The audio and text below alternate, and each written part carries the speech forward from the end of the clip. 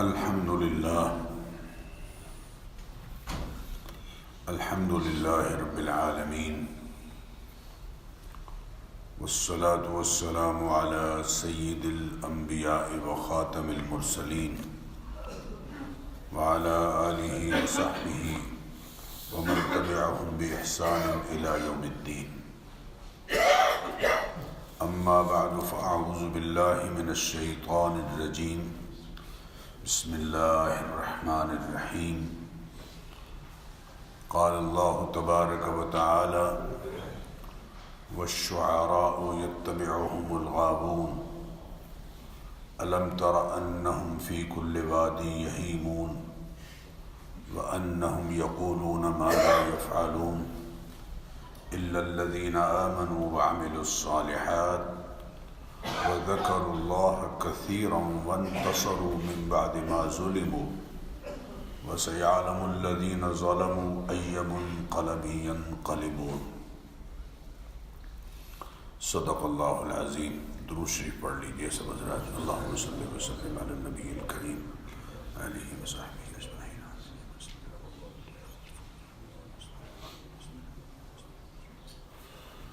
محترم بزرگوں اور عزیز بھائیوں، آج 9 نومبر ہے. مرد خود آگاہ مصور پاکستان اور امت کی فکری تعمیر کرنے والے قافلے کے بچھڑے ہوئے مسافر ملت اسلامیہ کے خودی خواں علامہ اقبال مرحوم کا یوم پیدائش. آپ 9 نومبر 1877 کو سیالکوٹ میں پیدا ہوئے. 1881 میں محلہ شوالہ کی مسجد میں مولانا ابو عبداللہ غلام حسن سے قرآن کریم ناظرہ پڑھا.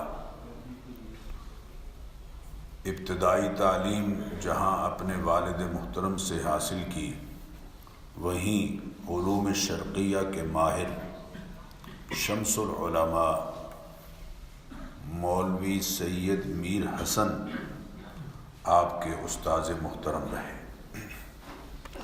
1887 میں پرائمری، 1891 میں مڈل، 1893 میں میٹرک، 1895 میں ایف اے اور 1897 میں بی اے کا امتحان دیا اور 1899 میں فلسفہ میں ایم اے کیا.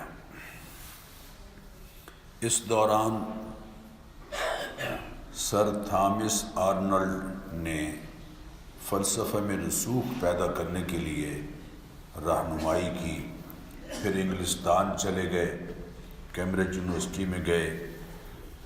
پھر فلسفہ عجم کی مختصر تاریخ کے عنوان پر پی ایچ ڈی کا مقالہ لکھا اور میونخ یونیورسٹی سے ڈاکٹریٹ کی ڈگری حاصل کی. اقبال کی شخصی تعمیر میں اچھے اساتذہ کا بڑا کردار ہے. اچھے اساتذہ شاگردوں کی صلاحیتوں کو اجاگر کرنے اور نکھارنے کا ذریعہ بنتے ہیں. استاذ کسی دور میں شاگرد پر سب سے زیادہ اثر انداز پرسنالٹی سمجھا جاتا تھا. یہ اس دور کی بات ہے جب تعلیم مشن تھی اور علم حاصل کرنا عبادت سمجھا جاتا تھا. اب تعلیم تجارت ہے اور علم کا حصول معاشی ضرورت کی حد تک محدود ہو کر رہ گیا ہے. چنانچہ جو کل تک معمار قوم تھے آج مسمار قوم دکھائی دیتے، اور تعلیم جن سے بازار یا مال خرید و فروخت بن گئی. سوشل سائنسز کو سرے سے نصاب سے ہی نکال دیا گیا ہے۔ علامہ مرحوم کے ابتدائی اساتذہ سید میر حسن، شاعری میں داغ دہلوی اور فلسفہ میں پروفیسر آرنلڈ، اور پھر کیمبرج یونیورسٹی میں ڈاکٹر ٹیگرٹ، براؤن اور نکلسن، یہ وہ اساتذہ ہیں جنہوں نے آپ کی شخصی تعمیر میں بڑا کردار ادا کیا۔ شاعری میں علامہ نے مولانا الطاف حسین حالی اور اکبر الہ آبادی سے بھی خطوط کے ذریعے تعلق قائم رکھا۔ اپریل 1901 میں آپ کی پہلی نظم مخزن رسالہ کی پہلی جلد کے پہلے نمبر میں شائع ہوئی۔ 1905 تک یہ سلسلہ جاری رہا۔ لاہور میں ایک زمانے میں انجمن حمایت اسلام کا سالانہ جلسہ ہوتا تھا، جس میں 10-10 ہزار کے قریب افراد شریک ہوتے۔ اس میں آپ ہمیشہ ایک نظم ترنم کے ساتھ پڑھا کرتے تھے۔ انجمن حمایت اسلام موچی دروازے کی ایک مسجد کے حجرے میں 7 افراد نے قائم کی تھی، لیکن آج بھی انجمن حمایت اسلام کی گراں قدر خدمات نمایاں طور پر لاہور میں دکھائی دیتی۔ علامہ 1905 میں انگلستان چلے گئے۔ 1905 سے 1908 کا جو عرصہ ہے، یہ شاعری کا دوسرا دور یورپ میں گزرا ہے۔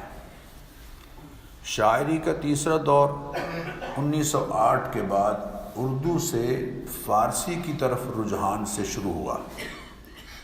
علامہ جب یہ محسوس کرنے لگے کہ میرے خیالات کی صحیح تعبیر کے لیے اردو کا دامن تنگ ہے، تو پھر انہوں نے فارسی میں شاعری شروع کی، اور پھر آہستہ آہستہ آگے بڑھتے ہوئے اس مقام پر پہنچے کہ انہیں ایک عظیم فلسفی اور شاعر مشرق کا لقب دیا گیا۔ حکومت برطانیہ نے آپ کی عالمگیر شاعری کی قدردانی میں آپ کو سر کا خطاب دیا۔ میرے بزرگوں اور دوستو، اقبال کو صرف فلسفی یا شاعر کہہ دینا یا صرف شاعر مشرق کہہ دینا ان سے ناانصافی ہے، یہ ان کی ناقدری ہے۔ اقبال ایک دینی اور ملی درد رکھنے والے عالم اسلام کے عظیم رہنما ہیں۔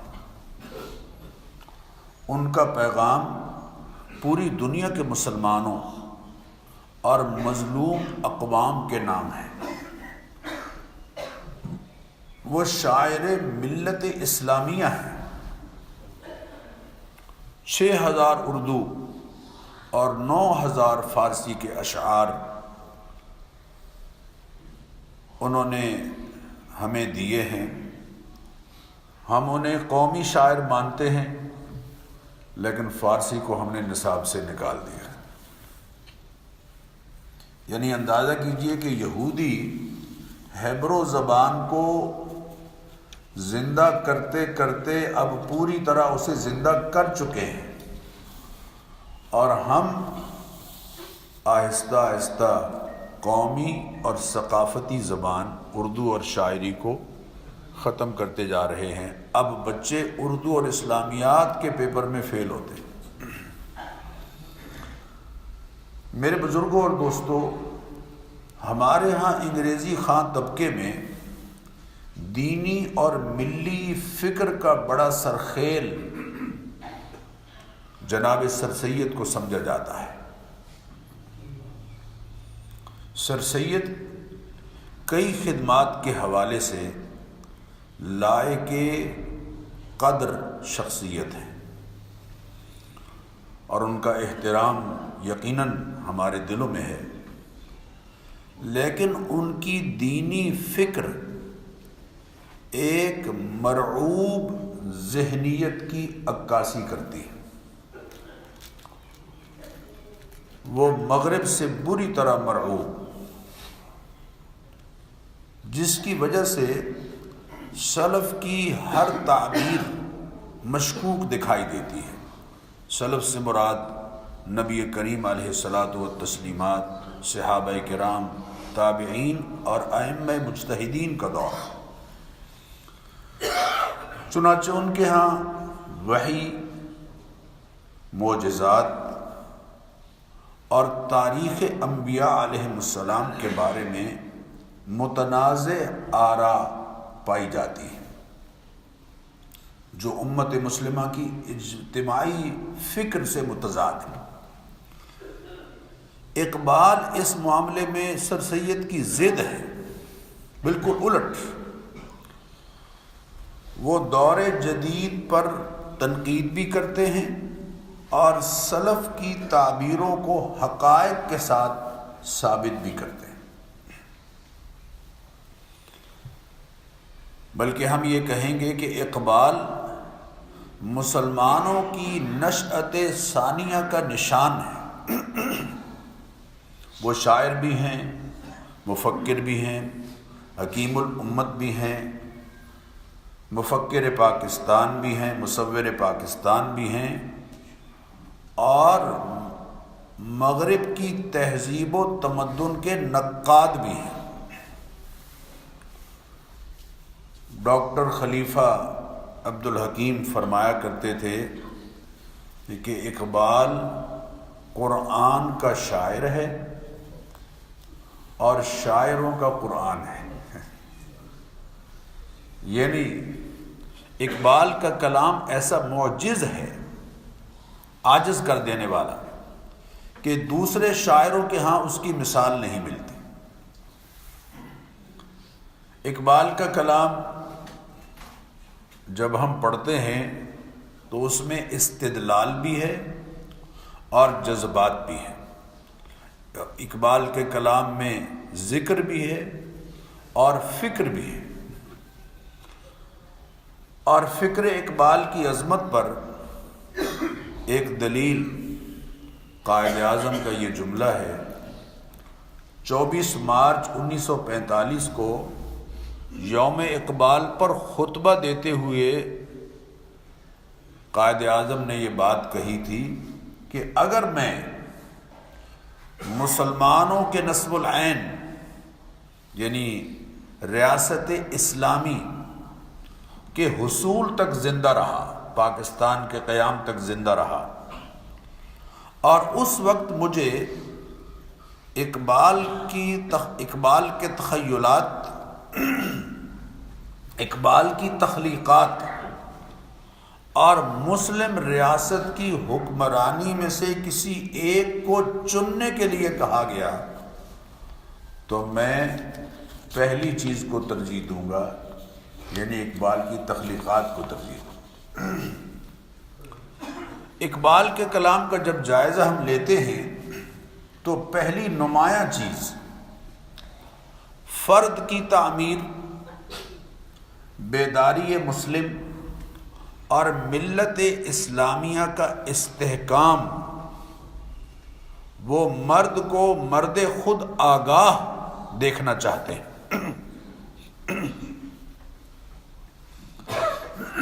خودی کی تعمیر کا درس دیتے ہیں۔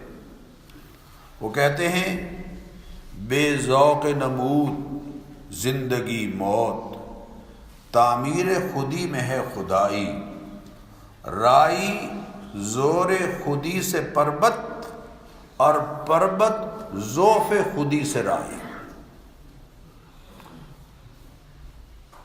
وہ جو کہا گیا نا کہ اگر ضرب ید اللہ نہیں ہے تو پھر یقینی بات ہے آدمی ذوف کا شکار۔ اور خودی کیا ہے؟ کہتے ہیں خودی کا سر نہاں لا الہ الا اللہ، خودی ہے تیغ فساں لا الہ الا اللہ، وہ ایک سجدہ جسے تو گراں سمجھتا ہے 1000 سجدوں سے دیتا ہے تجھ کو نجات۔ اور خودی کا درس دیتے ہوئے اقبال کہتے ہیں اس کی تقدیر میں محکومی و مظلومی ہے، قوم جو کر نہ سکی اپنی خودی سے انصاف، فطرت افراد سے اغماض بھی کر لیتی ہے، کبھی کرتی نہیں ملت کے گناہوں کو معاف۔ یعنی جو قومیں اپنے فیصلے دوسروں پر چھوڑ دیتی ہیں، ان کی معیشت، ان کے نظم مملکت کو، ان کے امور سلطنت کو طے کرنے کے لیے دوسرے افراد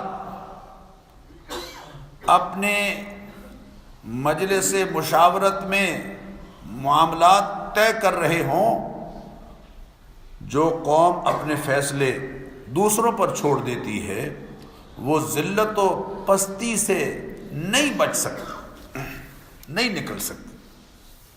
مجھ کو معلوم ہے پیران حرم کے انداز، ہو نہ اخلاص تو دعوی نظر لاف و گزاف، کہ اگر اللہ اللہ کرنے میں بھی اخلاص نہیں ہے تو پھر یقینی بات ہے روحانی قیادت اگر اخلاص سے محروم ہے تو پھر زبانی جمع خرچ کے سوا کچھ بھی نہیں۔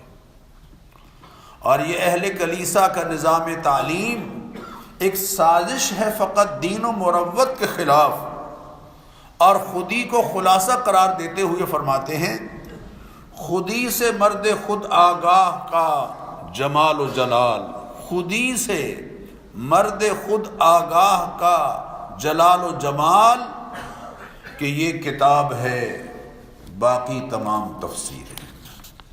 اگر خودی کی تعمیر کی بات سمجھ آ گئی ہے تو پھر باقی ساری باتیں ذیلی حیثیت رکھتی ہیں۔ اور خودی کسے کہتے ہیں؟ خود کہتے ہیں کہ اپنی ذات، اپنے مقام و مرتبے کی پہچان مومن کو حاصل ہو جائے، کہ اسے یہ کہا گیا ہے کہ انی جاعل فی الارض خلیفہ، میں نے اسے زمین میں ایک خلیفہ بنایا ہے۔ خلیفۃ اللہ فی الارض کا لفظ نہیں ہے، انی جاعل فی الارض خلیفہ، میں نے زمین کی خلافت اس کے سپرد کر دی ہے۔ اور خودی اپنا اسلامی تشخص برقرار رکھنا اور خودی ضبط نفس اور نیابت الہی کا احساس بلکہ یقین، اور خودی زندگی کے ہر کام کو قرآن و سنت کے مطابق دیکھنا، کیونکہ اس نور کے بغیر حقیقی خودی حاصل نہیں ہو سکتی۔ خود کہتے ہیں خودی سے آگہی کے لیے قرآن پڑھو، چوں مسلمانا اگر داری جگر، در ضمیر خیش و در قرآن اگر۔ اگر تم نے حوصلے اور ہمت کے ساتھ حقیقت کو سمجھنا ہے تو پھر اپنے اندر جھانکو اور قرآن کریم پڑھو۔ وفی انفسکم افلا تبصرون، تمہاری ذات میں ہی ہم نے اپنی قدرت کی بہت سی نشانیاں رکھ دی ہیں۔ افلا تبصرون، کبھی تمہاری بصیرت کی نگاہ ان پر نہیں پڑی ہے؟ صد جہان تازہ در آیات اوست، عصرہا پیشچیدہ در آنات اوست، چو کہن گردد جہان در برش، میں دہد قرآن جانے دیگرش۔ قرآن کریم میں بے پایہ جہاں پوشیدہ ہے، اگر تم قرآن کریم کو پڑھو گے تو ایک نیا جہان تمہارے لیے کھل جائے گا، اس کا انکشاف ہوگا۔ اور غیرت دینی کی دعوت دیتے ہوئے کہتے ہیں کہ تیری خاک میں ہے اگر شرر، تو خیال فقر و غنا نہ کر، کہ جہاں میں نان شعیر پر ہے مدار قوت حیدری، کہ جو کی روٹی کھا کر حضرت حیدر رضی اللہ تعالی عنہ میدان میں اترنے والے، نظر اللہ پہ رکھتا ہے مسلمان غیور، موت کیا شے ہے فقط عالم معنی کا سفر۔ ان شہیدوں کی دیت ان اہل کلیسا سے نہ مانگ، ان شہیدوں کی دیت اہل کلیسا سے نہ مانگ، قدر و قیمت میں ہے خون جن کا حرم سے بڑھ کر۔ آہ اے مرد مسلمان تمہیں کیا یاد نہیں حرف لا تدع مع اللہ الہا آخر، کہ مومن کی شان کیا ہے؟ لا تدع مع اللہ الہا آخر، کہ اللہ تعالیٰ کے ساتھ کسی اور الہ کو وہ نہیں پکارتا اپنی نصرت کے لیے، اپنی مدد کے لیے، اپنی رہنمائی کے لیے۔ محبوب کریم علیہ الصلاۃ والتسلیمات کے عشق میں اللہ تعالیٰ نے ان کو بہت بڑا مقام بخشا تھا۔ بمصطفیٰ برساں خیشرا کے دی ہم اوست، گربعو نہ رسیدی تمام بولہا بیست۔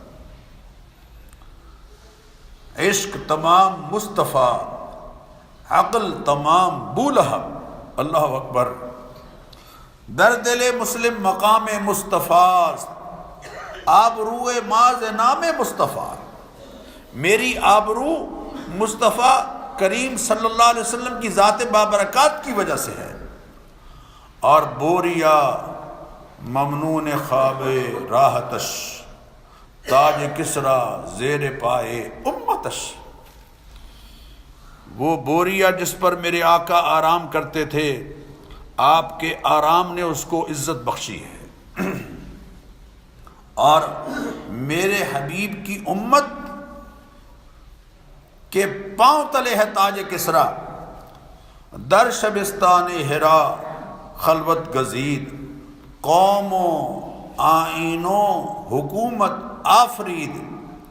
ہرا کی غار میں بیٹھ کر اللہ کی رہنمائی میں انسانوں کو حقیقی قومیت بھی بخشی ہے، قومیت اسلامیہ، ملت اسلامیہ، آئین بخشا ہے اور حکومت بھی ہے۔ نبی کریم علیہ الصلاۃ والتسلیمات کا اسم گرامی سنتے تو گریہ طاری ہو جاتا، رونے لگ جاتے۔ اقبال شاہین کے استعارے سے مومن کو اعلیٰ اقدار کا حامل دیکھنا چاہتے ہیں۔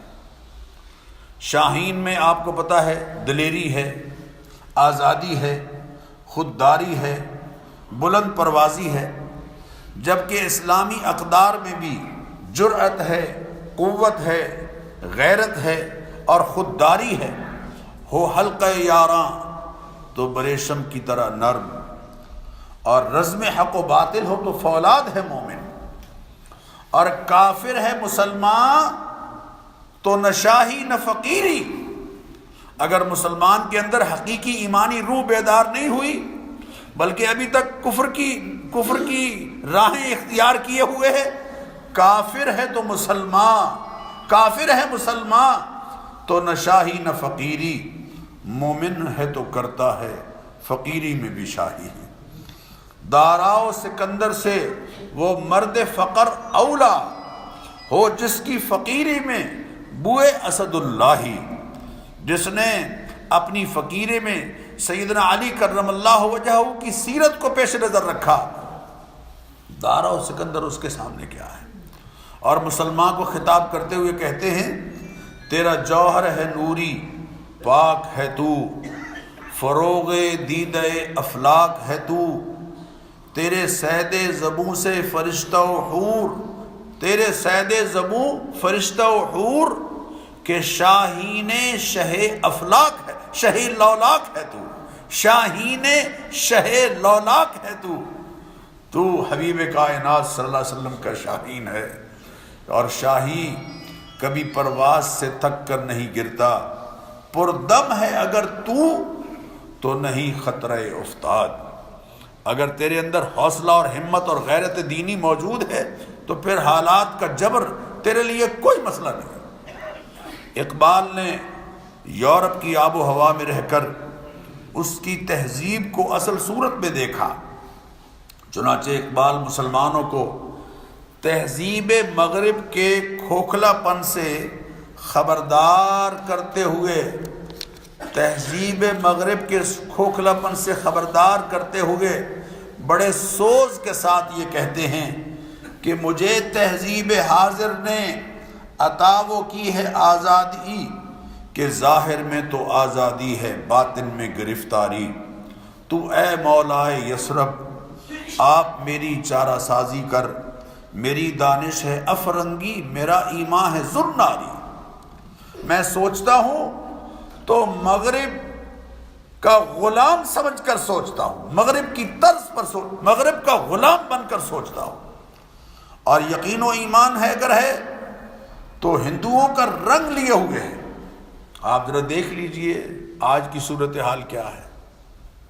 اپنے ایک خطبے میں آپ نے فرمایا ہم نے اپنی تعلیمی جد و جہد میں اس حقیقت پر نظر نہیں ڈالی کہ اغیار کے تمدن کو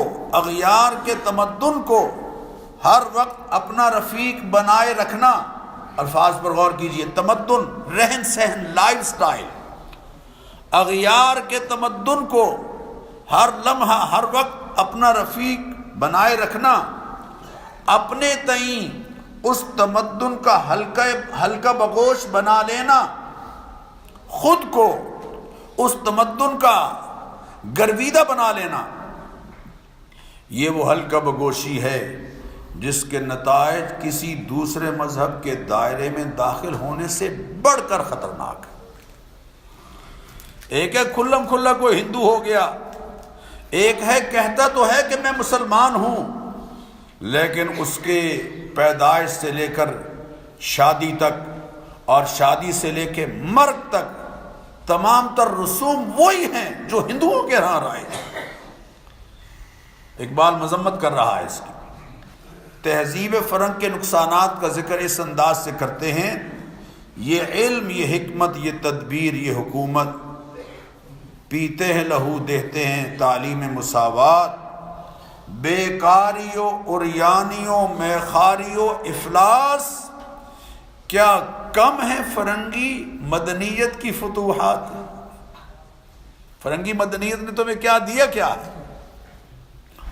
وہ قوم کے فیضان سماوی سے ہو محروم، وحی کی روشنی سے محروم ہو، خود اس کے حد اس کے کمالات کی ہے برق و بخارات، ہے دل کے لیے موت مشینوں کی حکومت، احساس مروت کو کچل دیتے ہیں آلات، اور تمہاری تہذیب اپنے ہاتھوں سے آپ ہی خودکشی کرے گی، جو شاخ نازک پہ آشیانہ بنے گا ناپائیدار ہوگا۔ مغرب کو کہہ رہے ہیں۔ اور میرے بزرگوں اور دوستوں، وقت چونکہ بڑا محدود ہوتا ہے، اس لیے میں یہ چند اشعار میں چاہتا ہوں ضرور آپ اپنے ذہنوں میں بلکہ اپنے ساتھ لے کر جائیں۔ علامہ مرحوم کا آخری مجموعہ کلام ارمغان حجاز چھپا ہوا ہے۔ ارمغان حجاز کی ایک منفرد نظم ہے، ابلیس کی مجلس شورا، اس عنوان سے ہے یہ نظم، جس میں اقبال نے مسلمانوں کے خلاف ابلیسی نظام کی نمائندہ اقوام کی چالوں کا بہت عمدہ ذکر کیا ہے۔ الفاظ پر غور کیجئے، ابلیسی نظام کی نمائندہ اقوام مسلمانوں کو کس طرح سے اپنی گرفت میں رکھنا چاہ رہی ہیں، ان کی چالیں۔ ابلیس اپنے نمائندوں سے کہہ رہا ہے، جانتا ہوں میں یہ امت حامل قرآن نہیں، ہے وہی سرمایہ داری بندہ مومن کا دین۔ اب صورتحال یہی ہے، جانتا ہوں میں کہ مشرق کی اندھیری رات میں بے ید بیضا ہے پیران حرم کی آستین۔ یقیناً عصر حاضر کے تقاضاؤں سے ہے، لیکن یہ خوف ہو نہ جائے آشکار شرع پیغمبر، کہیں اس امت کو حقیقی طور پر یہ سمجھ نہ آ جائے کہ میری نجات کی راہ اللہ اور اس کے رسول کی تعلیمات میں ہے۔ الحذر، آئین پیغمبر سے 100 بار الحذر، خبردار خبردار، 100 بار میں اپنے ماننے والوں کو یہ خبردار کر رہا ہوں کہ کہیں یہ امت آئین پیغمبر کو سمجھ کر اس کے مطابق زندگی گزارنے نہ لگ جائے۔ الحذر، آئین پیغمبر سے 100 بار الحذر، حافظ ناموس زن، کیونکہ وہ نظام عورت کی ناموس کا حقیقی محافظ ہے۔ حافظ ناموس زن، مرد آزما مرد آفری۔ موت کا پیغام ہر نوع غلامی کے لیے، نئے کوئی مغفور و خاقاں، نئے فقیر رہنشیں۔ وہ نظام غلامی کی زنجیریں توڑنے کے لیے آیا ہے۔ حضرت عمر رضی اللہ تعالیٰ نے جس نمائندے کو بھیجا تھا، اس نے جا کے کہا تھا کہ ہم آئے نہیں ہیں، ہم بھیجے گئے ہیں، اور بھیجے اس لیے گئے ہیں کہ لنخرج العباد من عبادت العباد الی عبادت رب العباد، کہ ہم انسانوں کی بندگی سے نکال کر انسانوں کے رب کی بندگی میں لائیں۔ حضرت عمر نے کہا تھا تم نے لوگوں کو کب سے غلام بنا لیا ہے، وقد ولدتہم امہاتہم احرارا، ان کی ماں نے ان کو آزاد جنا ہے۔ کرتا ہے دولت کو ہر آلودگی سے پاک صاف، منعموں کو مال و دولت کا بناتا ہے امین۔ ہمارا دین یہی بناتا ہے۔ قرآن نے یہ کہا ہے، خود قرآن نے یہ کہا ہے کہ انفقو، خرچ کرو اس مال کو، مما، جس مال میں اللہ نے تمہیں اپنا نائب بنایا ہے، مال میں اپنا نائب بنایا ہے۔ اس سے بڑھ کر اور کیا، فکر و عمل کا انقلاب بادشاہوں کی نہیں، اللہ کی ہے یہ زمین۔ اس اسلام نے یہ تعلیم دی ہے کہ بادشاہوں کی نہیں، زمین اللہ کی ہے، اور چشم عالم سے رہے پوشیدہ یہ آئیں تو خوب، یہ غنیمت ہے کہ خود مومن ہے محروم یقین ہے، یہی بہتر الہیات میں الجھا رہے، علم کلام کی بحثوں میں الجھا رہے، یہ کتاب اللہ کی تعویلات میں الجھا رہے۔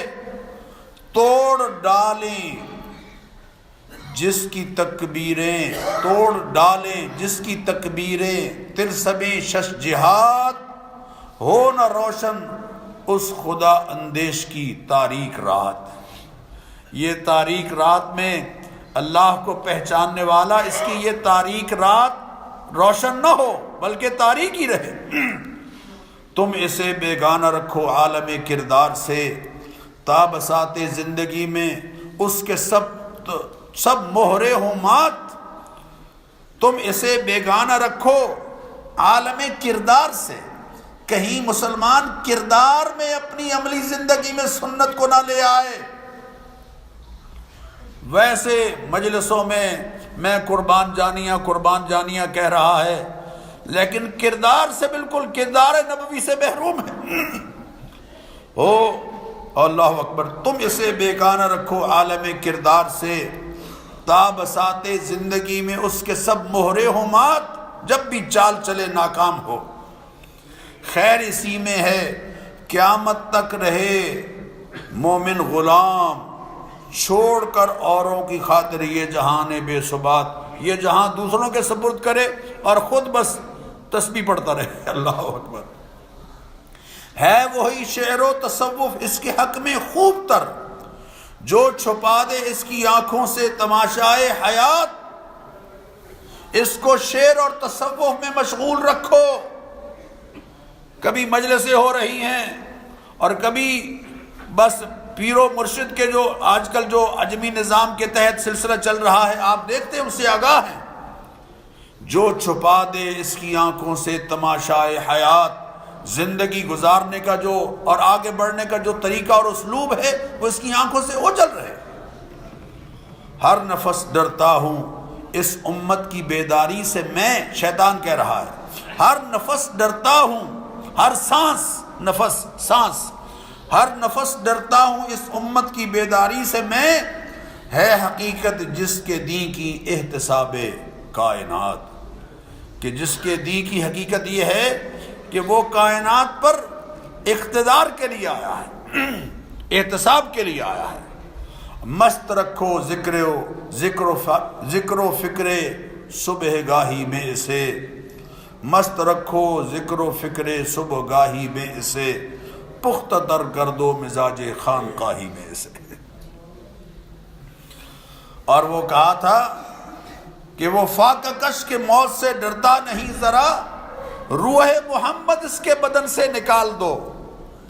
جب بھی نبی کریم علیہ الصلوۃ والتسلیمات کی ذات بابرکات کا مسئلہ آتا ہے یہ تڑپ اٹھتا ہے، روح محمد اس کے اندر سے نکالو۔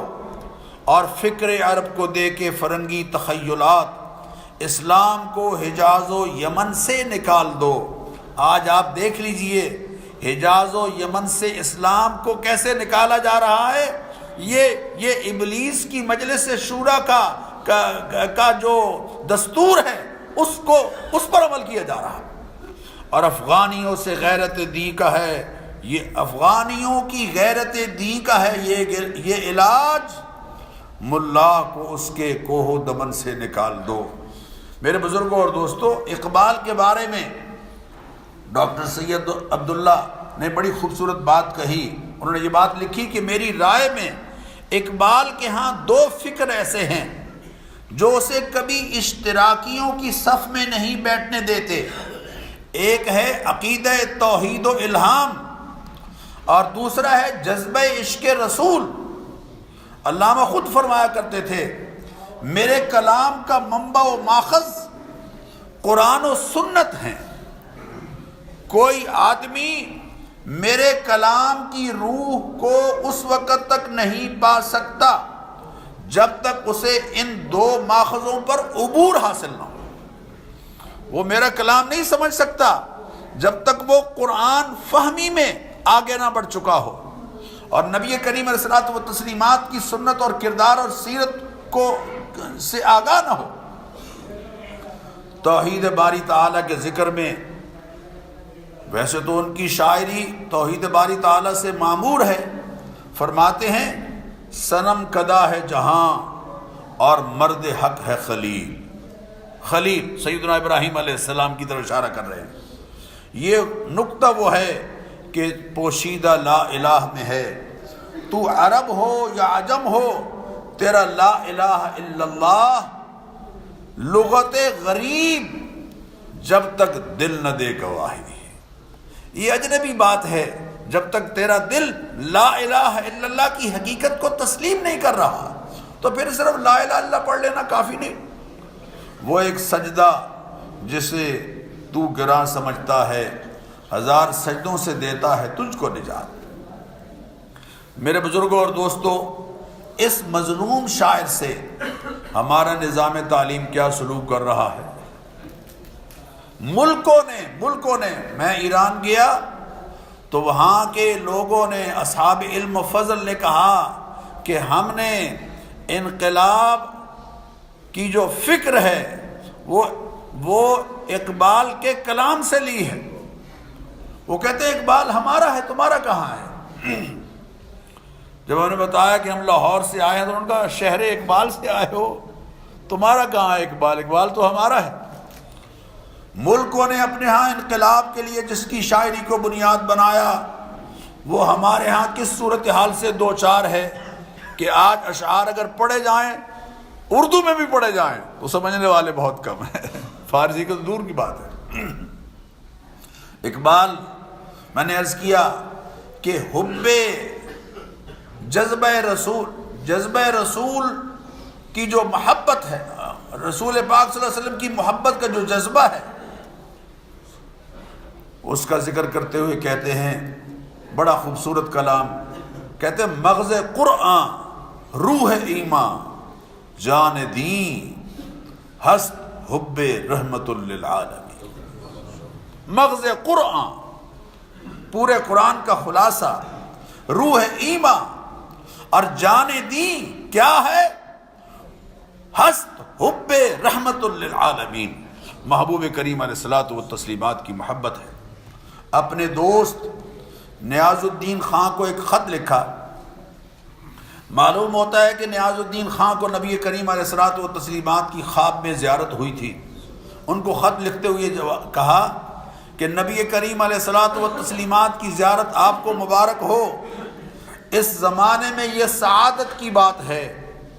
اور ساتھ ہی کہا میں آپ سے بھی کہوں گا، خود سے بھی کہوں گا، جو اقبال نے محبوب کریم علیہ الصلوۃ والتسلیمات کی زیارت کا شرف حاصل کرنے والے اپنے دوست کو کہی بات، اور میں آپ سے عرض کروں کہ حضور نے فرمایا جس نے میری زیارت کی اس نے میری ہی زیارت کی۔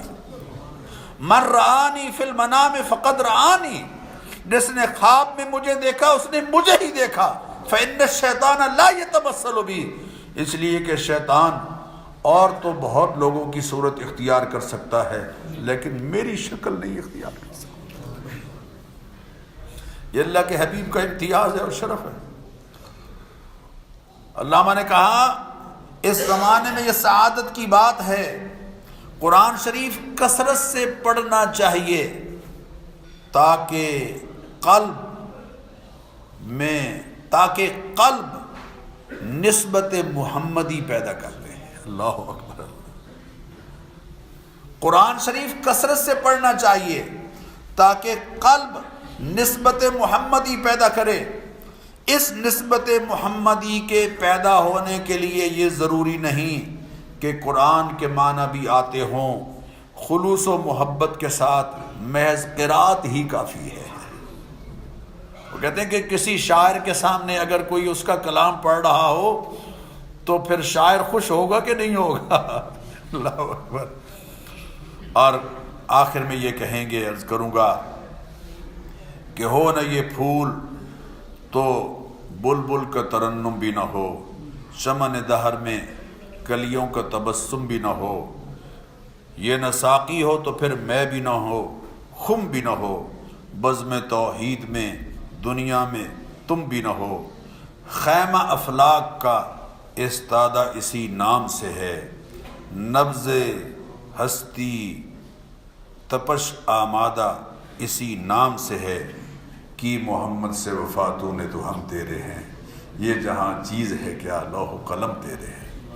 اللہ تعالیٰ اقبال فہمی کا ذوق ہمیں نصیب فرمائے۔ وآخر دعوانا